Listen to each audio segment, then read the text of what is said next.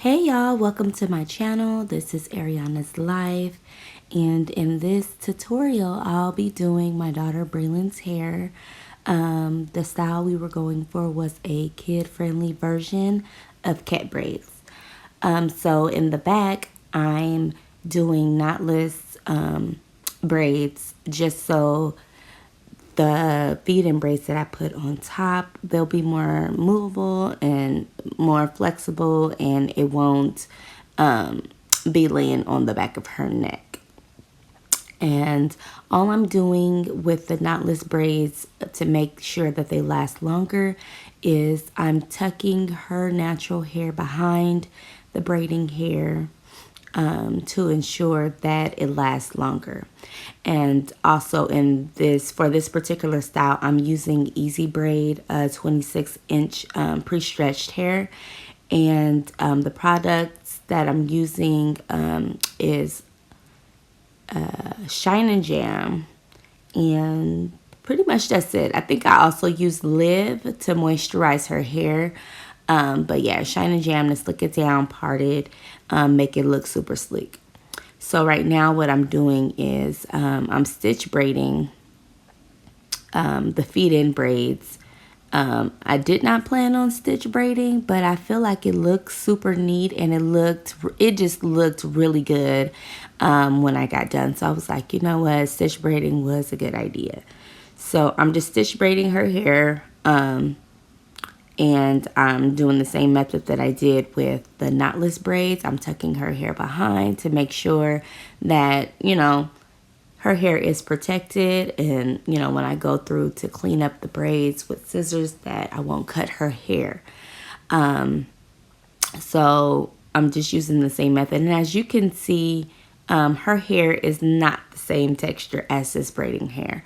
So it's really important when braiding that you braid as tight as you can. Keep your fingers as close together as you can to ensure that you can't see her hair. When we braid hair, we want to make sure that we cannot see our own hair. We want to completely tuck our hair behind so that you don't see it at all. And I just think it makes the braid look way more neater, and it does last a lot longer.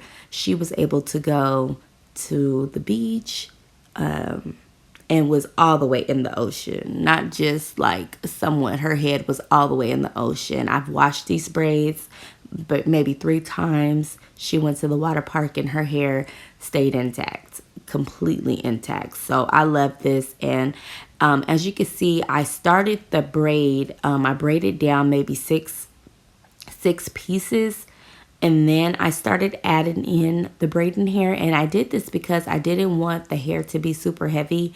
And I was kind of being cautious of the amount of hair that I was using for each braid, just because she complains about her hair being heavy sometimes. So I was like, okay, let me just kind of start the braid with her hair as much as I can, and then I'll start adding in the braiding hair. And it really worked. I think it looked super natural. It was light, it was flexible, and she really didn't complain that much about her hair being tight, which I noticed just with me starting the braid with her hair. So keep that in mind if you decide to try out this style. The less braiding hair you can do, the better. And so yeah, I'm just using the same method. I'm lining, matter of fact, in this scene, I'm actually lining up the top braids that's going to go into a ponytail. I'm lining it up with the bottom row. I want the braids to look as seamless as possible, and I'm lining them up on purpose. So that took a little bit more time, just trying to make sure that everything was lined up correctly. And I'm just stitch braiding away. I feel like it looked way better than just doing a regular cornrow. It looks more intentional. So yeah, feeding in this braid, I'm using small amounts of hair. I tried to keep them all the same size and amount, but again, I'm not one of those braiders that I section out hair for each braid. I grab and go because It's just something that I like to eyeball.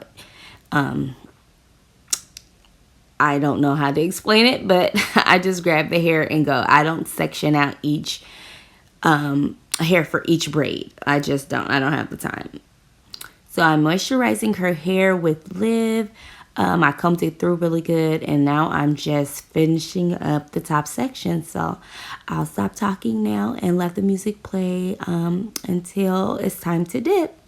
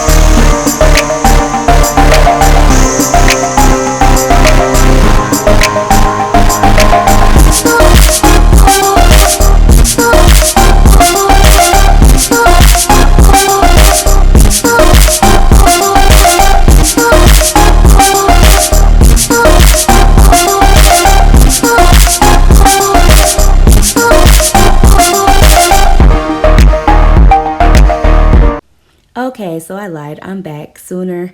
I just love how the style is coming out and the fact that we're almost done. And of course, I had to throw in a little design just to give it, a little something extra. And I just really love how the style ended up coming out. I finished up these last two braids pretty quickly. I really wanted to get a close-up of these two braids so that if anyone needed like a closer view of how to do a stitch braid. Now these aren't perfect, but they are neat. So these aren't the best stitch braids that I've done at this point. I'm tired. She's tired. So I was just kind of just speeding along, just trying to get the style done. But if anybody wanted to see a closer view of how to do a stitch braid and how to tuck the hair as you braid down the end, then I, put this clip in here just for that purpose alone. And as you'll see, she was doing good the whole time, and then on the last braid, she just decided that she was tender-headed all of a sudden and acted up for the last braid, as you'll see her facial expressions.